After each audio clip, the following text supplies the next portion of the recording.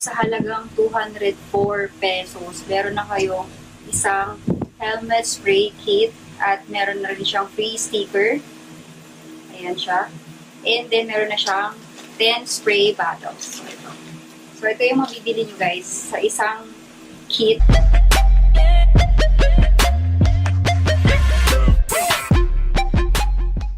Hi guys! Welcome to my channel. So, for today's video, gagawa ko ngayon ng helmet spray. So, pwede nyo itong inegosyo guys. Kasi in-order ko ito, nakalagay kasi spray helmet kit pang negosyo with 10 spray bottles and with free stickers na. So, sa 304 na yun guys, pwede na kayong magnegosyo. Kasi diniliver sa inyo, nakaganito na siya at meron na siyang scent. Kayong bahala kung anong gusto yung scent. At ang maganda doon, meron na rin siyang free spray bottle.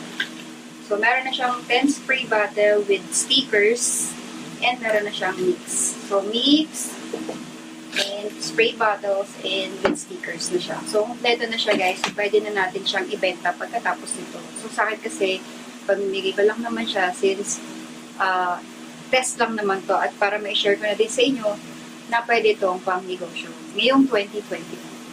So, yung magiging market nyo is yung mga TNVS. Ano nga ba yung mga TNVS? Yung mga Grab, Lalamove, Move It, and yung Angkas. So, yun yung mga magiging market nyo para dito sa kit na ito. So, example, 70 pesos, ibibenta nyo siya sa market. Then, binili nyo siya ng 304 pesos. So, times 10 nyo lang yun, magiging mahina ako sa math. So, it's 70 times 10, it's equals 700 minus 304. So, 396. So, ang tubo nyo doon is 396 pesos. So, hindi na masama guys kasi kumpleto naman na yung kit. Ito na yung kit. 304.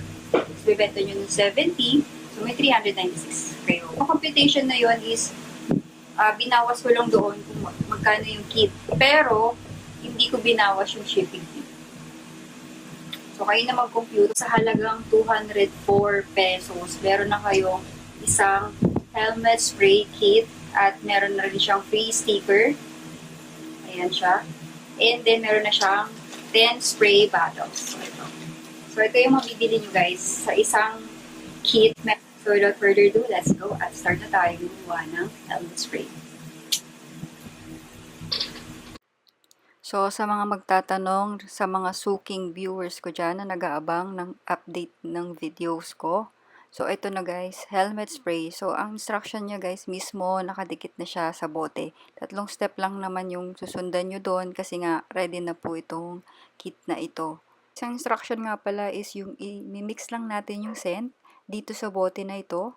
After pong i-mix nito, pwede nating isalin siya sa spray bottle at pwede na natin siyang ibenta. Guys, as you can see, ito, hirap na hirap akong magbukas ng bote.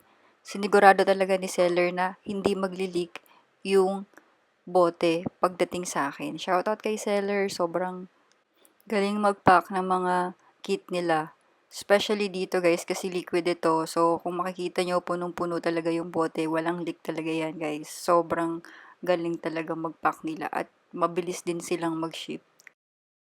Kailangan nyo pala guys ng may pagsasalinan. Kasi punong-puno kasi yung bote. So, hindi nyo mailalagay yung scent. Sa instruction kasi, ilagay lang daw yung scent sa bote. Since punong-puno yung bote, kumuha muna ako ng pagsasalinan. So, after yung instruction kasi, ilagay lang yung scent sa bote. After ilagay, i-shake. So, ang ginagawa ko, sinasalin-salin ko para ma-mix lahat. Fast forward ko na lang guys kasi alam ko may inip na kayo at gusto nyo na makita yung final outcome nung produkto nyo. Yes guys, magiging negosyante na kayo ngayong 2025. I-claim nyo na yan guys.